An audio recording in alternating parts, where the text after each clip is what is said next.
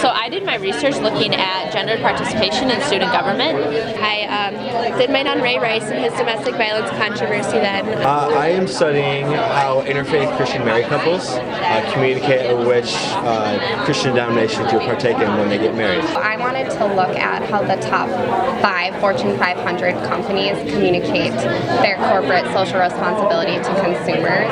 Oh yeah, I did my research on how college students with depression disclose that information to a family member or friend back home. As an inspiring sports anchor of what I want to do in the future and how big sports entertainment is in media today, I thought it'd be cool to look at ESPN SportsCenter anchors, but from the other side of things, from the fans' perspective of why these anchors. I decided to do a study on how students of color change their communication styles depending on if they are on or off of predominantly white campuses, so such as this university. And then probably one of my most interesting findings was that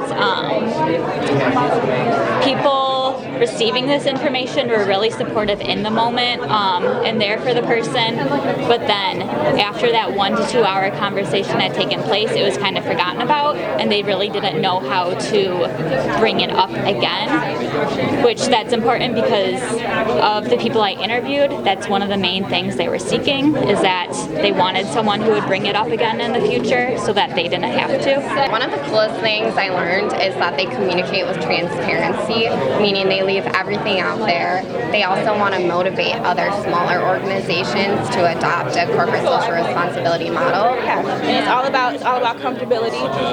That means to fit in, then fit in. But then others were like, you know what? I love who I am. I'm still going to, get my degree, but I'm not going to change who I am. And that's also a very key point in this. Is, don't lose who you are in all of this. So I think that this one is a really cool study because in the future, this spring, when I'm shoulder tapping people to run for Senate, and they're like, oh, I'm not qualified to do that, I can point to this research and be like, hey, you are no less qualified than anyone else in this meeting, and you are can be no less confident than anyone else. It was very surprisingly fun and engaging. It's very, once you have a topic that you're really passionate about, you become very involved and invested in it.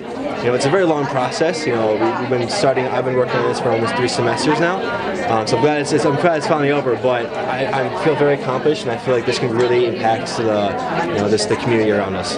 One of the big things you take away from this is just critical thinking and the ability to think, because one of the requirements at first is you need 20 scholarly articles, and it's just so crazy to go through them all, and then you have to compile it down into one little paper. it's so easy to just type,